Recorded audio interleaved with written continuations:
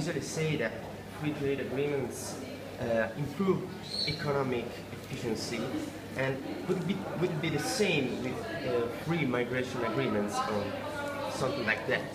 Mm-hmm.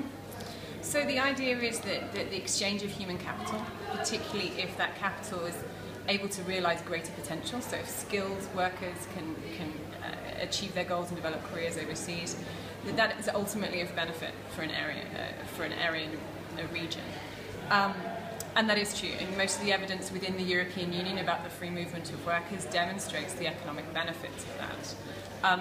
The caveat to it is whether there are social aspects to it that should also be taken into consideration. So to think only of the economic benefits of human capital exchange and migration is to miss some of the things that states do also need to invest in, such as migrant integration, thinking about public services and access to public services, and ensuring that communities can remain cohesive when they're experiencing great deals of change in terms of peace living.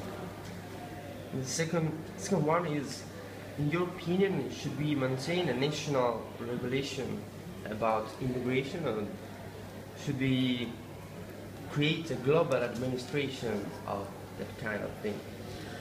I still think we are a long way from thinking about global governance of migration in the same way that national governments think about it, and certainly even in the most integrated regional governments think about it. I do think, on the one hand, there is more scope for exchange and coordination. So far, the Global Forum on Migration and Development has created a place for states to talk to each other about particular aspects of migration. I think there is a role for thinking about some standards and a common language, but it may be difficult to think about global governance in a regulatory form, partly because public perceptions towards immigration are linked very closely to the idea that they're national governments and they control borders and manage migration and manage flows. So the idea that that would be then taken away from those national governments. Publics and governments tend to think of it as a zero-sum game. If someone else has control within the international system, then national governments do not have control. I would say more and more migrants in the EU will be a threat to low-skilled workers. That's the opinion of Front National in France, or maybe other populist movements across Europe. So what's your answer to that objection? So the research really doesn't tell us an enormous amount in terms of conclusive answers. The benefits are clearer for higher skilled migrants. So those higher skilled migrants tend to contribute more and take out less from the system. So people are more comfortable with skilled migration. At the lower end, there are risks that will be replacement for workers, that wage increases will be slower as a result of a greater supply of workers, and research tends to say that there aren't such amazing benefits. But you have to think of the economy as a whole. You have to think about potential job creation, the links that are created through mobility between sending and receiving countries, and human capital on aggregate as a benefit. So it's much more complex than just looking at a line of numbers.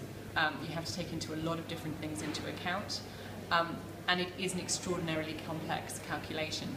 As I said in the plenary session this morning, UCL researchers have published an analysis of how much EU migrants, free-moving migrants, have contributed to the UK public finances over the last 11 years, so between 2000 and 2011, and that's estimated to be £20 billion, which is an enormous amount for the UK economy to consider. So, you know, there are benefits. They are often unevenly distributed throughout the economy. But the issue is in that topic is wage for low-skilled workers. Have fear to lose wages because there are more competition on low-skilled works. So it would be a problem, probably. So there is a fear that wages are, the growth in wages is dampened by the additional supply of workers. Yeah. I'm not in a particularly good position to go into the details of that, but one thing to highlight is the fact that skills and the complementarity of workers is what you're really aiming for. So there are sectors in European economies, let's just take Europe for an example, where there are ongoing needs for workers and no one is filling those needs. Now, sometimes they are at the lowest end of the labour market, where nationals are not particularly interested in taking on those jobs, in the service economy, in agriculture, for example.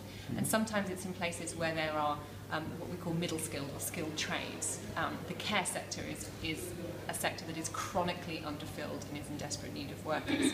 So you have to look at places where migrant workers can create a complement to the existing workforce, but also think about human capital development for the national workforce itself. You know, how can you improve education and skills training for those already in the country so that they can look for different and better jobs and move up through the job market. So migration shouldn't be considered in isolation, but should be considered within the broader context of the labour market, its various sectors, and the ability of governments to invest in skills training and education. Okay, thank you very much for your